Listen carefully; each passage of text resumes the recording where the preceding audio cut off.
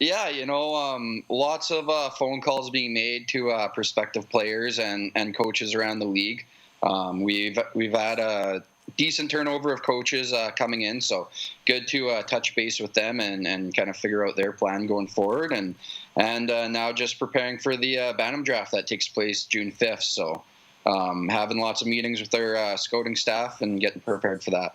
Yeah, Matt, how's it going? Two questions for you. One is, where's that glass of wine that you always seem to have while watching these games?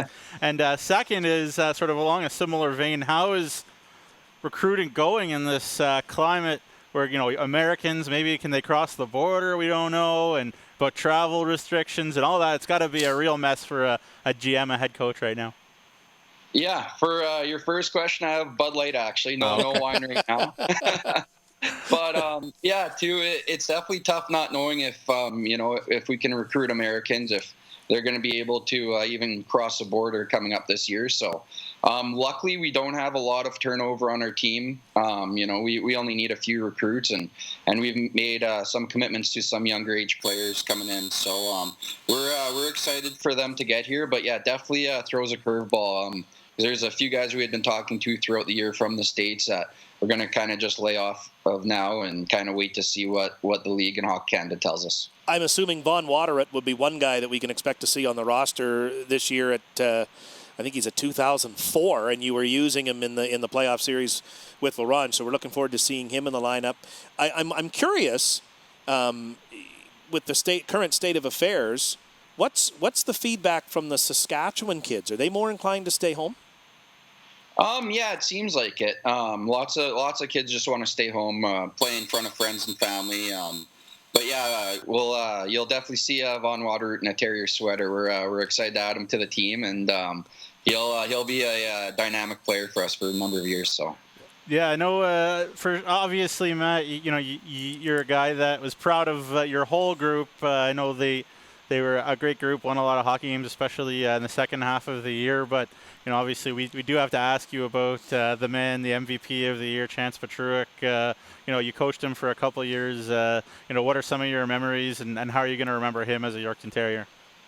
Yeah, three great years with Chance. A story that sticks out to me, it actually made Barstool Sports, was he had a penalty shot against Flin Flon and tripped and toe picked right in the corner and didn't even get a shot away. And I remember Mason Mullaney sent it into Barstool Sports and Spit and Chicklets, so they put that on. But definitely gonna miss him. He definitely made coaching a lot easier. So he's definitely an irreplaceable player.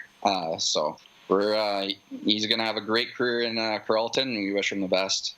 It's too bad that Mason Mullaney sent that particular clip, because there's about 100 other clips that Barstool might have been interested in using. The last question for me, Matt, your goaltending situation. For those that might not be aware, you got Philippe Bond is eligible to come back. Jacob Herman, you're very high on, and I know you're trying to recruit him and get him into your lineup for next year. Was Matthew Pacenti a loner? Does he go back to Kindersley? Yeah, his rights are returned to Kindersley, and and it's tough too. I think Matt's goals is WHL this coming season, and same with Jacob. So it'll definitely be a waiting game to see what our crease looks like. But we're excited to have our number one goaltender Bond back. So I think he was stellar down the stretch for us. Unfortunately, he got hurt when he did, but he was close to returning. So I think he's going to have a strong 20-year-old season for us. Yeah, for sure. Then just last one from me, Matt. What do you think about all of this? The SJ Sim, keeping the season going. I know you're an intense guy. You're a competitive guy, and that's one of the things I appreciate about you. But what are some of your thoughts about what's going on here? Yeah, I think this is great. You guys are doing a fantastic job. Tanner's been doing a great job, and Alex did a wonderful job putting the players together and spending all that time. So, right now we're all just fans. So big thank you from us for keeping this going. It's been awesome. Definitely gives us something to look forward to every second night now, before is every night. So we always had that timer, 6 p.m. starts. You get some sort of sports, whether it's real or not. But it's been a lot of fun for us. Well, win a couple more games so that it's over later rather than sooner. Matt Hehr, head coach of the Yorkton Terriers, thank you very much for joining us tonight. We're going to take another quick break. We'll come back second period of the Mustangs and Terriers 2-0 Game 4. Melfort leads the series 2-1. Thanks, Matt. Welcome to the SJHL Be Kind Online Pink and White game at the SJHL MJHL Showcase. A special welcome to the Grade 5